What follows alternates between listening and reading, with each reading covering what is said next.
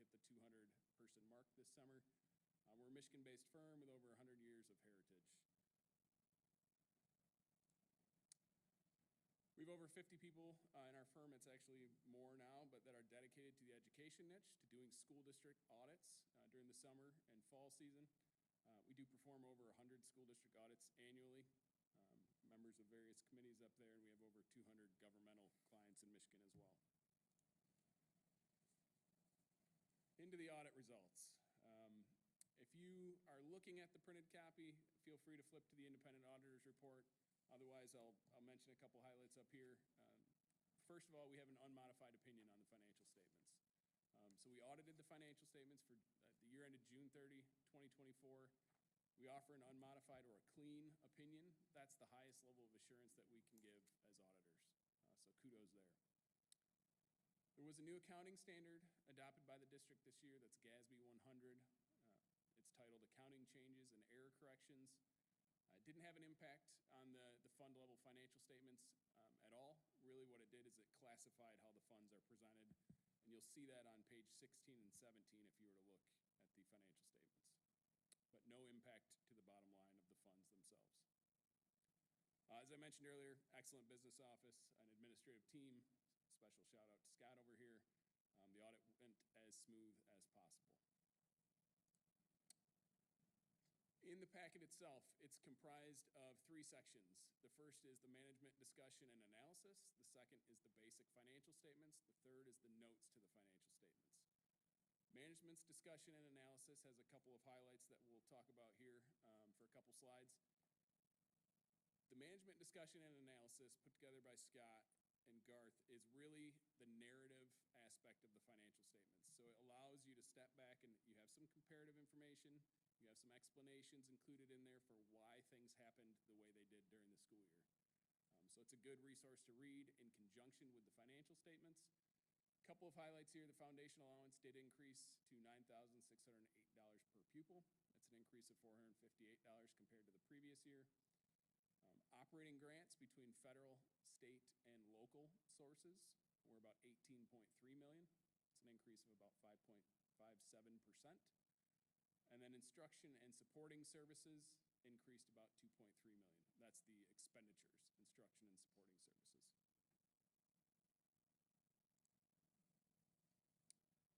In terms of long-term obligations for the district, about $114 million was outstanding at June 30, 2023. The district made the required bond principal payments during fiscal year 24. The district also began repaying some of the school loan revolving fund debt during the year to the tune of $925,000. The combination of those 2 factors led to a decrease in overall long-term obligations outstanding. That's down to about $107 million at June 30, 2024. The last section of management's discussion and analysis allows management to talk about factors bearing on the district's future. So there are several listed there. The first one being uncertainty in student counts, as well as the student foundation levels. Those are always going to be uncertain, but those do have a big impact on the financial statements themselves. Also, the continued utilization of ESSER funds. I think we're all well aware of those funds by now, but they were done as of September 30, 2024. Those funds are not coming back. They were great, certainly useful, but they're now fully spent. The district does take part in the 0.9 enhancement millage through the ISD. And then the district has the school loan revolving fund that I mentioned earlier. He did begin to repay that during fiscal year 24. And then in 2017, there's a $29.6 million bond proposal. Those projects are now complete. However, the district does maintain a list of future long-range needs. The statement of net position. So there's a detailed version of this in the basic financial statements. If you were to look at like page 14 or 15, this is a summarized comparative version of the statement of net position. It's full accrual basis accounting. If you want to look at the governmental funds that we'll see in a couple slides here, that's the information you're used to seeing on a monthly basis. This financial statement right here includes all of your capital assets and all of your long-term obligations. Current assets are at about $20.2 million as of year end. That's an increase from 2023. There's an increase in cash, receivables, prepaids. There was an overall decrease in capital assets as of year end of about $2.3 million. You did capitalize $700,000 of investments in the school district infrastructure, if you will, during fiscal year 24, but that was offset by $3 million of depreciation. So that leads to the net decrease in capital assets. Long-term liabilities, like I mentioned, made the required payments during the year, so that number is down. And then there was a decrease in the pension and OPEB liabilities that are recorded here. Those numbers, if you've heard me give this presentation before, those numbers come directly from the state. That's your share of the net pension and net OPEB liability or asset as of year end. Also, there was about an $11.3 million improvement in net position. So net position at the end of the year was a negative $61 million. That is very common in the state of Michigan to have a negative net position there. It's because you have a net pension liability recorded on there for $53.9 million. That's primarily why you have negative net position. Here's what I was talking about with the governmental funds. These are your fund level financial statements, the general fund, capital projects fund, your other non-major funds, which include food service, student and school activities, the 2020 building and site bond fund, and then your debt service funds. This is the information you're used to seeing. And we'll touch on the budget to actual in a second here, but in terms of assets and liabilities and fund balance, assets for the general fund were $13.4 million. Liabilities were just under $6.6 million, meaning that fund balance at June 30, 2024 was $6,835,336. The Capital Projects Fund had a fund balance of just over $6 million at year end, and then your total other non-major funds were about $1.3 million as of year end. In terms of revenues, expenditures, and changes in fund balances for the governmental funds, the general fund in the first column there, total revenues about $42.7 million, total expenditures $39.3 million. Some other financing sources or uses are listed there of about $2 million, meaning the net change in fund balance for the general fund for fiscal year 24 was an increase of just under $1.4 million. That leads to the ending fund balance of about $6.8 million, which is about 16.5% of total general fund expenditures and other financing uses, I should say. Total expenditures and other financing uses. So 16.5% in fund balance. That's an increase from last year, so kudos there. Total fund balance across all funds as of year end of $14.25 million. Talking fund balance, quick fund balance comparison here to your neighboring districts. This information is from 22-23. We don't have all the final numbers for 23-24 yet, but you can see all districts in the Ottawa area ISD, the average general fund balance was 18.9%. Allendale was at 14.4% last year, but you did go up to 16.5% this year. So that gives you kind of a brief snapshot of how everyone around here is doing.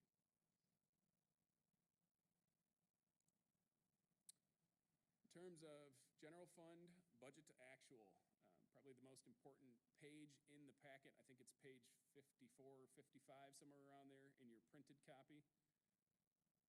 In terms of the original budget, the district budgeted an increase in general fund balance of $37,000 approximately in the budget that was adopted June of 2023. In the final budget that was amended and adopted in June of 2024, you showed an increase projected of about $1.28 million. Your actual results came in at an increase of about $1.39 million.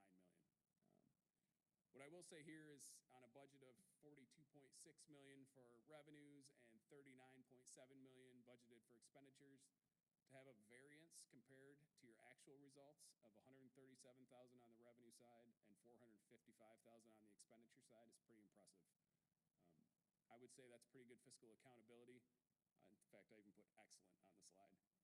Less than 1% variances, that's very, very impressive. A lot of moving factors go into developing that budget accurately and then also sticking to the budget, right?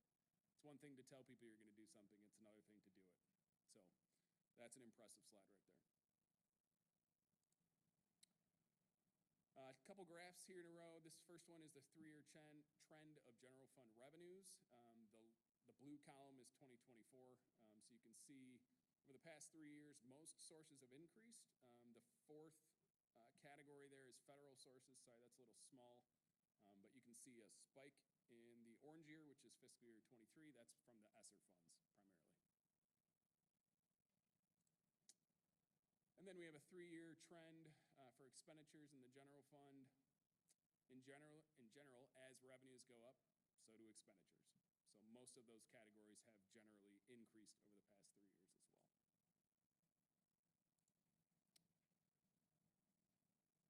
Allendale also has a single audit. As part of the financial statement audit, they have a single audit. It's a federal compliance audit. So because the district spends more than $750,000 in federal funds, you are required to go through what we would call a single audit. Some people refer to it as a federal compliance audit. We picked the major program to test for fiscal year 24 as the special education cluster. We then test the compliance requirements that we consider to be direct and material to that program. We did not have any material weaknesses. We did not have any significant deficiencies or other audit findings to note as a result of the procedures performed on that program. So that's as clean as you can get on the federal compliance audit as well. So this page right here shows you sort of a summary of the overall results of the audit. In terms of the financial statements, we had an unmodified opinion. Again, that's a clean opinion or the highest level of assurance that we can offer as auditors. We had no material weaknesses or significant deficiencies identified in internal control over financial reporting. Similarly, with federal awards, as I just mentioned, we had no findings there as well. And then it does note the program that we tested and that the district qualified as a low-risk auditee for fiscal year 24. So that is exactly how you want that page to look. A couple of additional audit documents are included with your packets up here. The first one is a governance letter. It's addressed to the board. It's really a summary of everything that we've talked about, everything that's contained in those financial statements. The purpose behind that letter is if I had met with Scott and Garth a few weeks ago and gone through the drafts and you never got a copy of the audit report, as an auditor, I'm required to give you that letter so that you can understand, at least at a high level, what happened during the audit. So if we had any findings, they would be in there. We do not. The second document is what we would call our management recommendation letter. So as we're going through our internal control walkthroughs, as we're going through some of our fraud risk assessment procedures, as we're testing, let's say, expenditures or cash receipts, we might notice something little that we think could be improved. We'll meet with district management to say, here's what we saw. Is that what you understand as well as happening? And if we agree, we'll come together to have a recommendation in this letter. So the first one that's noted on there is that the food service fund balance is still too high. That's very common in the state of Michigan for school districts. Because of the influx of federal funds in the food service fund, you can't spend it fast enough and you end up with too high of a fund balance per the USDA regulation. Now, the state of Michigan has told us that's not a finding.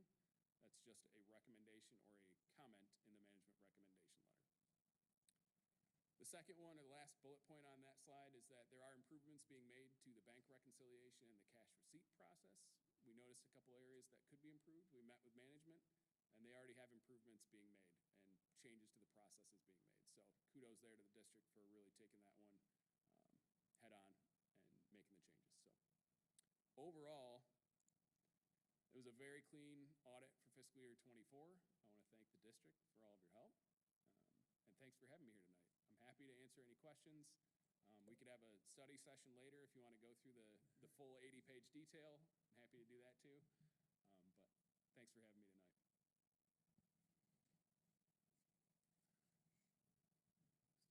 Any questions from the group? I think the only question I have is the improvements you said we're already making. Can you speak to those, what we're doing?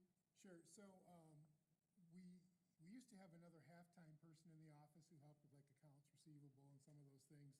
And then that position had been contracted through the ISD. That person left to go to another district. The ISD didn't replace that person. And so what we did is we increased Scott's hours to help cover some of that loss.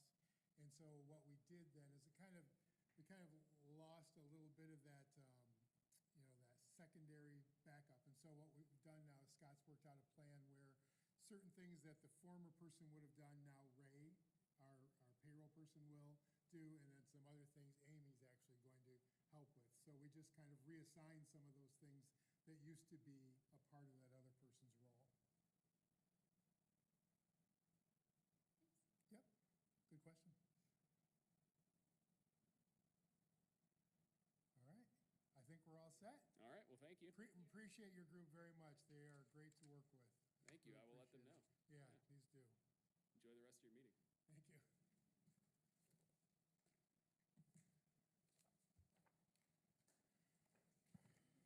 All right, up next, we have our public comments.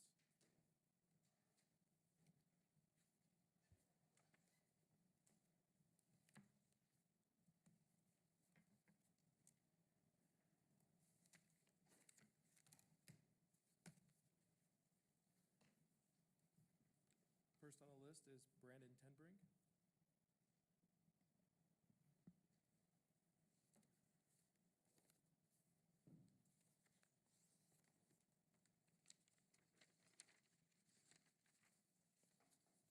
All right, thank you. And great audit results, so I think it's a testament to the board and the administration's fiscal responsibility, so congratulations on that. My name, Brandon Tenbrink. I live on the north side of the township, and just a couple things in regarding the land purchase that you guys are going to be voting on tonight. I understand there was a signed purchase agreement for just over 40 acres at an average cost of $39,000 per acre, submitted by the administration to the board. That's just over $1.5 million capital expenditure. I know there's members of the board who are close to real estate. Josh has extensive background in real estate property development, so defer to the board on the market value of the property. But I just hope that it's competitive and that the purchase price doesn't apply upward pressure to the market value and property taxable value of farmland in Allendale. Another thing, given the capital nature of the land purchase, I'd like the board to consider maybe restructuring the agreement and rolling that into the bond proposal, freeing up those $1.5 million for immediate district needs, specifically the high school cafeteria expansion, resurfacing parking lots, and from what I understand, there's some plumbing that needs to be addressed in all, or many of the district facilities. That's it. Thank you. Thank you, Brendan. Next on the list is Troy Lampin.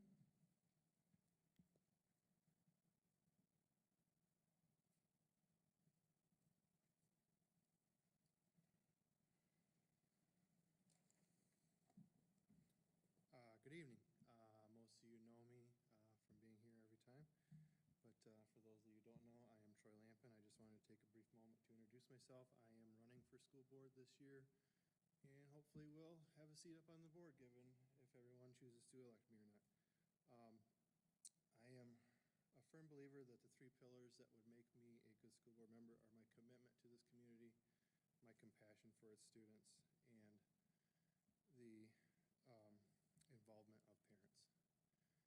I am a very committed student parent. I serve on the student leadership team at the ECC, have been for 3 years now, and I find that is a very rewarding thing for me. I get to be involved in my child's development directly in the school. I also volunteer with fine arts and PTO at every opportunity throughout the year. And as many of you know from previous comments, when the art program does their art hangout, that is my jam. I love doing that. I am also the founder and managing person of 2 different social media sites that bring district awareness and also highlight board operations and actions. And I obviously attend and speak at board meetings quite regularly, as most of you know. I like to believe and strongly believe that every student is unique and needs to be met where they are at. And I think that is an opportunity for us as a board to continue that and grow stronger in that. And I also am a very big firm believer in parental involvement in the district, volunteering when the district and parents come together.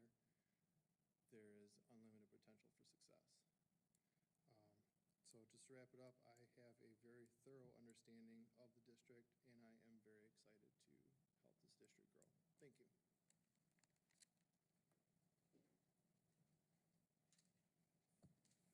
Thank you, Troy. Next on the list is Aaron Braunschneider. Good evening. Thank you, Board, for giving me the opportunity to speak. Just want to introduce myself. I'm Aaron Braunschneider. I'm also running for school board. I have 2 students, 2 kids, 2 daughters within the district, so the success of this district, especially the sports program, is extremely important to me.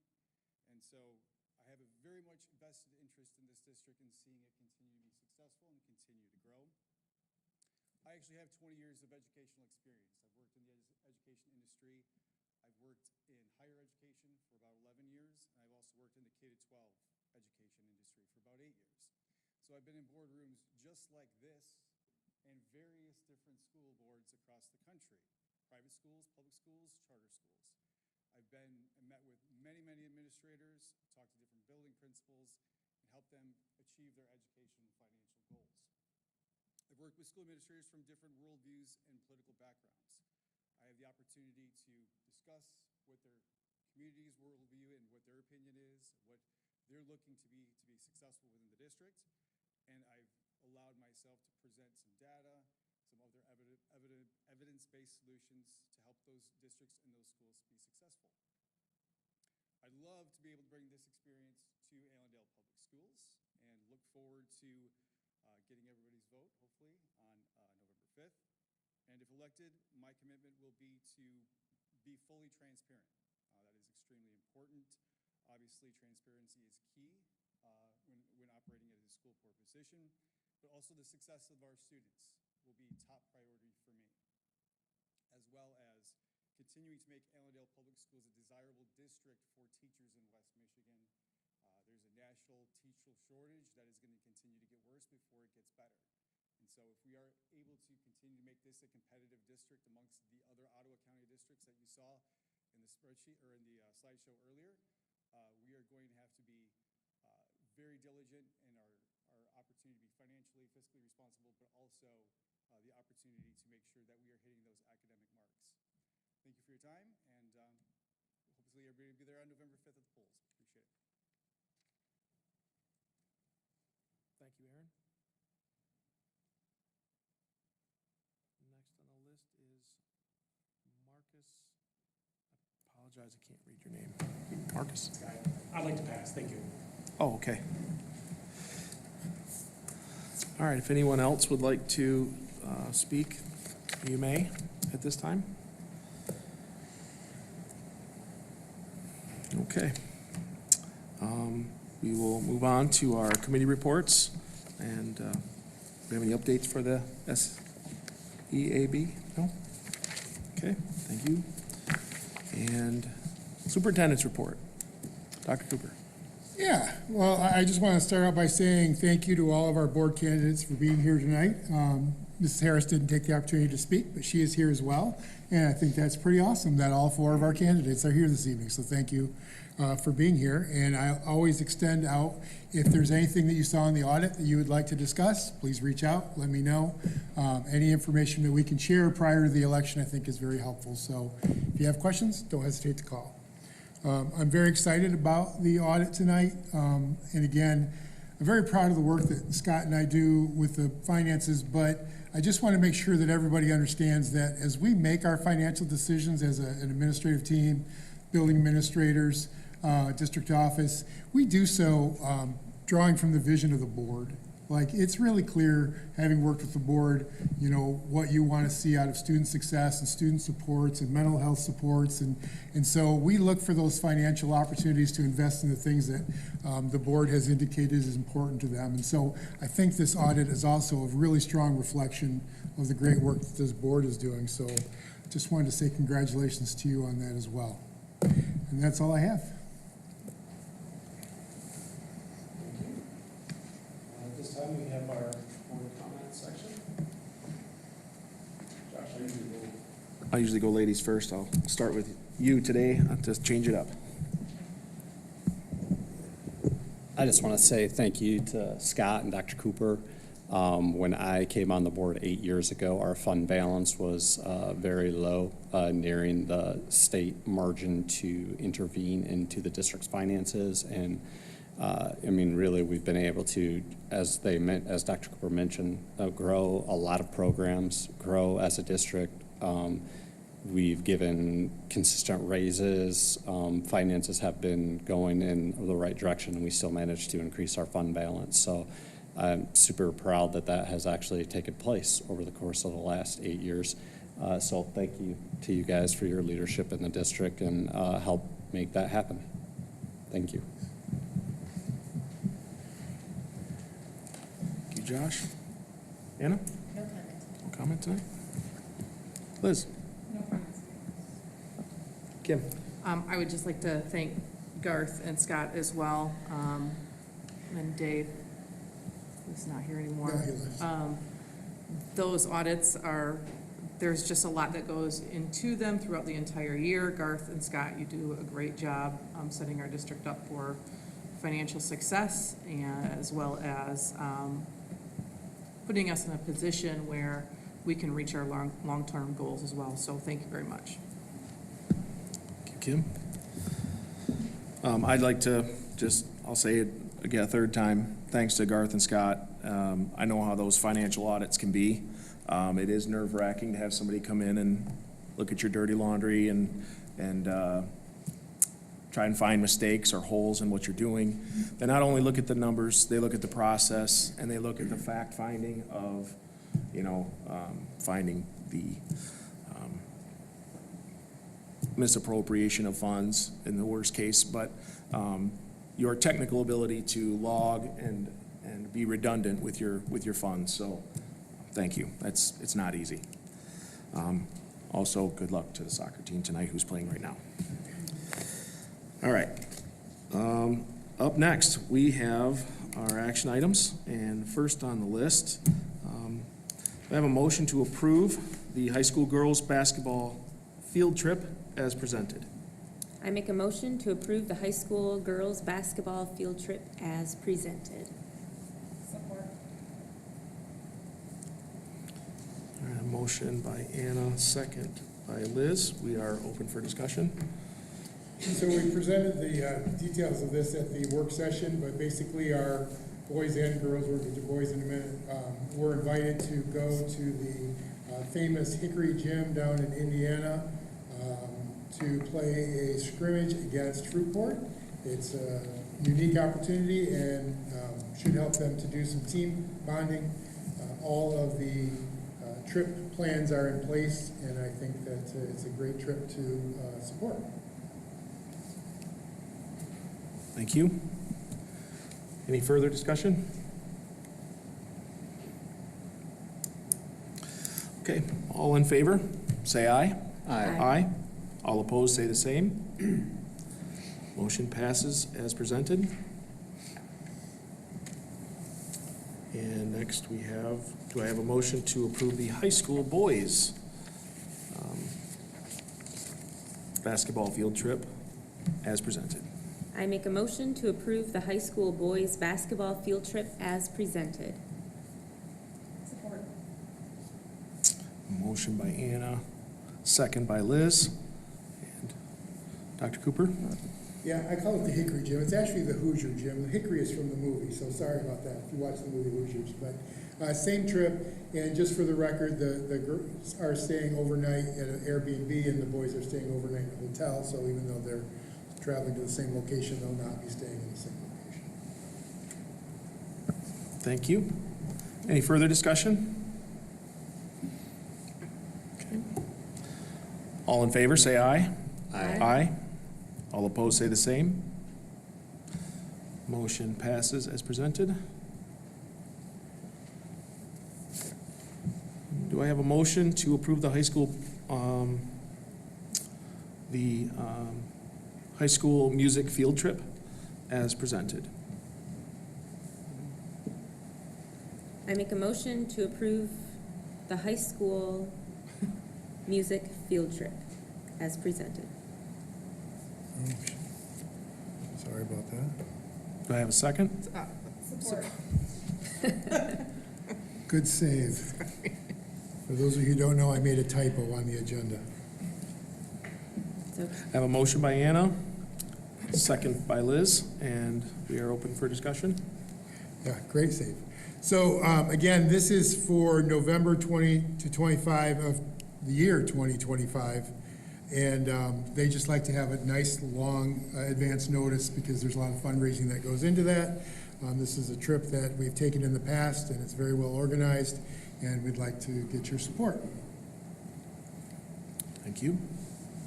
Any further discussion? All in favor, say aye. All opposed, say the same. Motion passes as presented. Do I have a motion to approve the purchase of a new John Deere tractor as presented? I make a motion to approve the purchase of a new John Deere tractor as presented. Support? Motion by Liz, second by Anna. Yep, we are looking to replace our 1998 model, and Mr. Torno found a good price through the state of Michigan bid system, which helps districts get a good rate on equipment like this. And so we would like to purchase this John Deere tractor for the price listed, understanding that we've been offered a little bit more than $6,000 for a trade-in as well, so that the final price will actually be lower than that. Okay. Any further discussion? Amy? Ramey? Yes. Thurkettle? Yes. Canada? Yes. Hendricks? Yes. Mango? Yes. Motion carries as presented.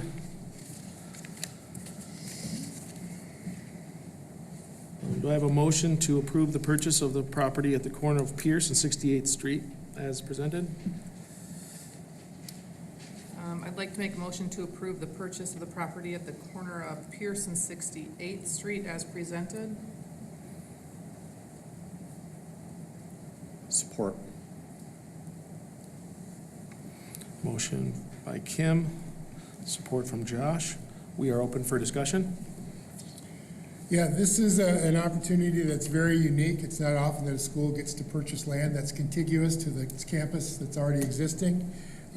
The Meyer family has been very supportive of the district over the years. We've purchased some of our current high school campus was from the Meyer family. And so when the time came that they were looking to sell that property, they came to us first rather than putting it out on the market, which I was very grateful for. Again, it's a unique opportunity for us to have this property that's already next to our campus. We do not have any immediate plans for it, so folks have asked, why buy it now? Well, that's because it's for sale now. And if we don't buy it now, when we actually need it in a couple of years, it won't be available. And so hopefully we can take advantage of the timing. And again, as we heard from the audit, one of the things that we've done is we've been very careful with our dollars, and we kind of actually knew that this property might come available a couple of years ago, and so we've intentionally been saving dollars in our capital projects fund for this moment, and that's why we have the funds available to purchase it if you are willing to do so. Thank you. So Brandon made an interesting point about the potential, like wrapping it into bond language, and I know that's not till May. Is that even feasible to do something like that? Well, so when this first came available, we had already completed the first bond proposal. We had approved it. We had gone to Treasury. And so we couldn't put it in with the original bond. Now, given the length of time it would take, could we go back to the family? We probably could. I don't know if they'd be willing to wait or not. I'd hate to lose this property because they're looking to sell now. But I think the thing to think about is there's the two pots. We have our capital projects fund, we have a bond fund. If we put the purchase in the bond fund, then we can take some of the things out of the bond proposal and pay for capital projects. Or if we leave it as it is, then we put some things in the bond that we could have covered with capital projects. You can get the same things done with the same pots of money. And rather than asking the family to wait, and rather than taking the risk that they don't want to wait, I think it's the most responsible thing to do, again, because we knew this moment might come and we prepared for it, we saved for it. I think it makes the most sense. You know, as was pointed out, there are a lot of times that districts will ask, as part of a bond, money to purchase land, but I don't think the timing is right this time. But it is a point well taken.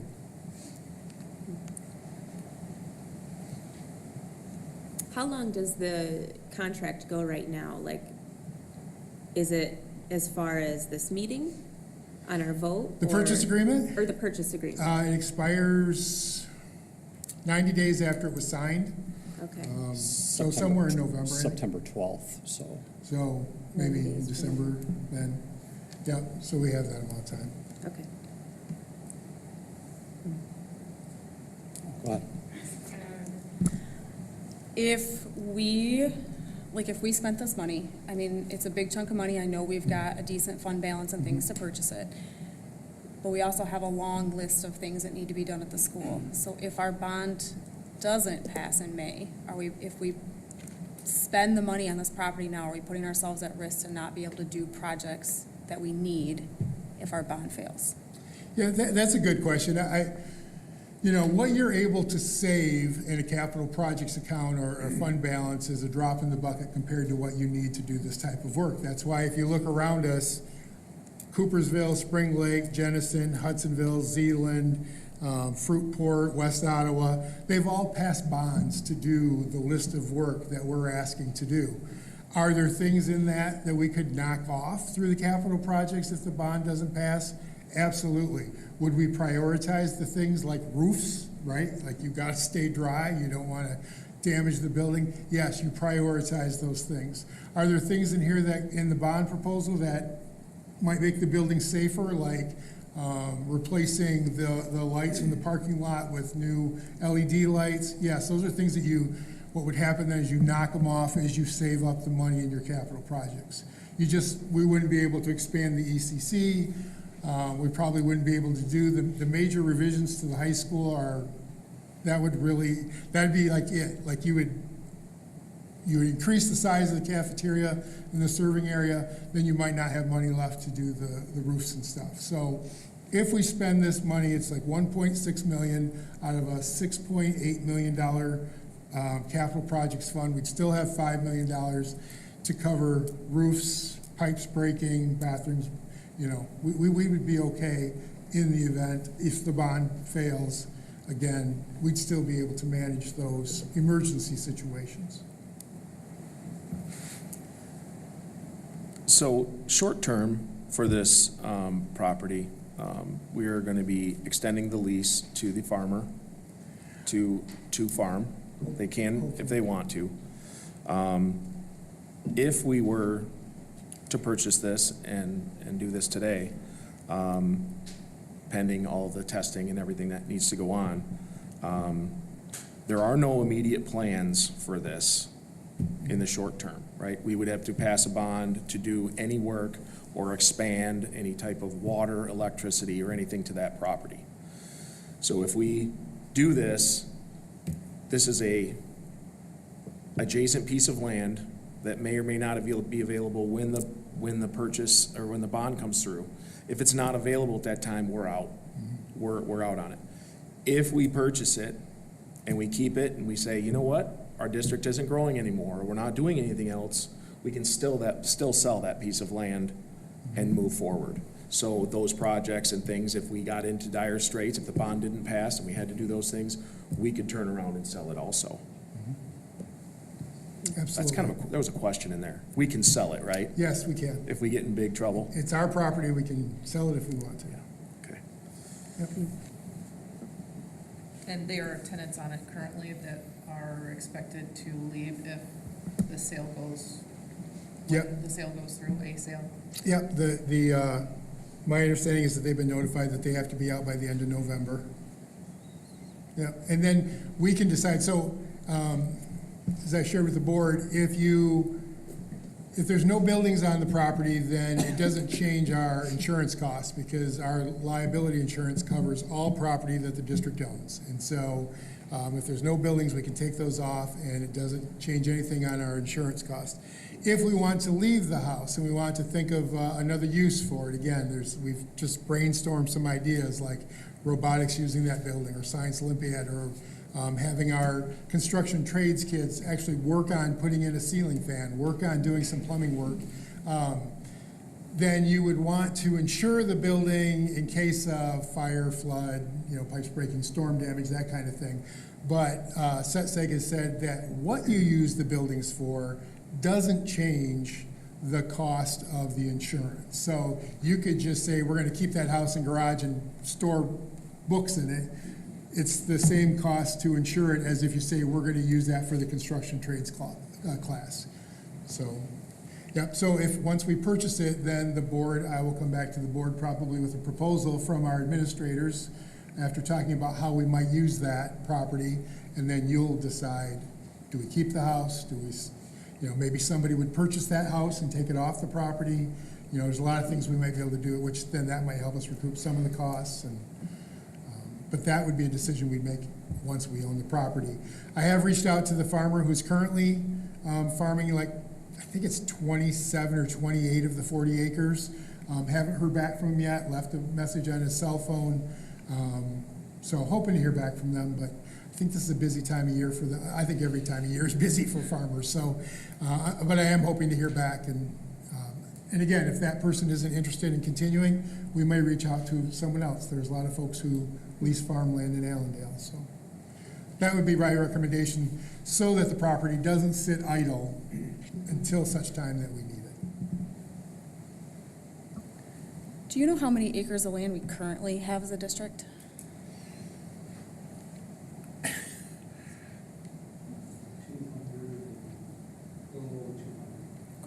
160 on this site. Okay. It's 80, so 240 acres and 80 of those. Okay. So looking at some of the unused, I'm sorry. No, you're good. Okay. There's a lot of space now. So is there things that we would want this 40 for that we can't do with what we have now? Yeah, well, so a lot of that land can't necessarily be built upon. There's retention ponds, there's the creek that comes through. So there's a lot of areas. There's areas like, if you look at behind the middle school, for example, on the far side of the bus loop, that's where the geothermal wells are. So you can't build on top of those. And some of the area behind the high school, you can't build on top of those geothermal wells. So there is a lot of land that can't be developed. I think that's the biggest thing. Then if you look at here, yes, we have a lot of land, but where are the areas to build? Well, it's where we have Rocket football. So if we build where Rocket football is, what do we do with our Rocket football program? Or our ASO soccer? There's some area here we could expand Oakwood, but then you don't have area for the ASO soccer field. So, when you talk about putting up a building, it's a large footprint. And again, because that building will need geothermal wells, so it will need a field for that. So I'm not saying we couldn't do some type of building on the property that we currently own, but it's not as open as you would think because of all these other natural areas that you can't build upon. The property for sale, is that all buildable land, or are there patches of wetlands or whatever there may be in that? There's a creek that runs through there. Seve drain, that's what it is. Sorry, thank you. The Seve drain does run through there, so that it's right in the middle of the tree line, or the tree, far of the trees. That's the edge of the property. Okay. Yeah. But if we look at the property, it's In divided general, up it's where, pretty wide open, yeah. Most of the 40 acres is usable.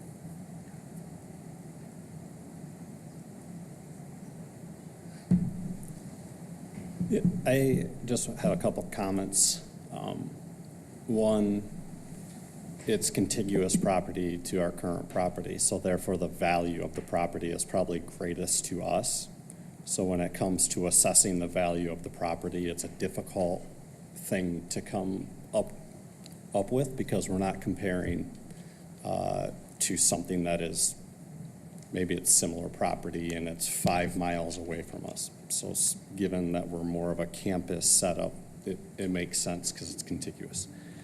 Would I like to pay less for the property? Always. But given the fact that the sellers are selling and they're willing to sell for us for that, if we do not buy it, there will be other people that will buy it.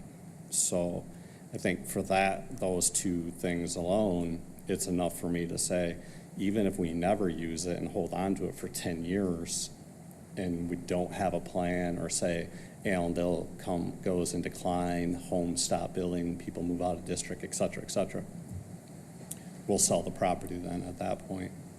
So I think it's a worthwhile investment to have just for that, the contiguous nature, it's within our campus footprint, et cetera. I really think that some of the other things are just function of operations that it's stuff that Gary, the facilities, the property, I mean, they'll figure that type of stuff out. And then we'll have it and be able to decide versus letting someone else come and decide. The last 3 projects that we've done in Allendale as real estate development for homes have been bought before they were even started by other builders who are coming in to buy the entire subdivision to be able to determine what happens there, even though they aren't building all the homes in year 1, 3, and 5. They want to dictate what happens in there, and so I like that we have that leverage of holding on to that and not letting someone else come in and pressure that. Again, would I like to pay less money? I absolutely, but if this is what we have to pay to get it, then I think that we should go ahead and do it.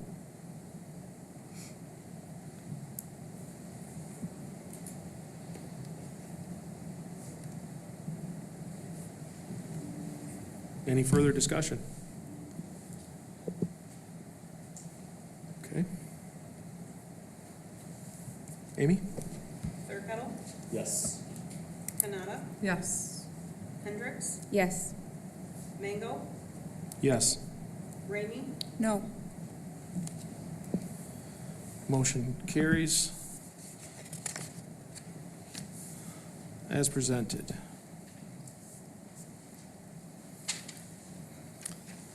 Okay. Do I have a motion to adjourn at 6:51? Motion to adjourn at 6:51. Support? All in favor, say aye. Aye. All opposed, say the same. Meeting adjourned. Thank you, everyone, for coming.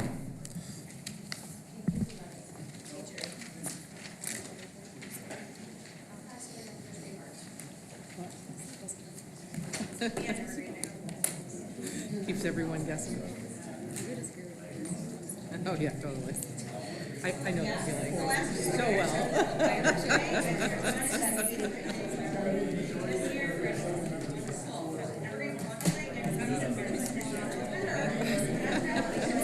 You know what, it lasts so long in your head, but it like just, it actually happens so fast in real time.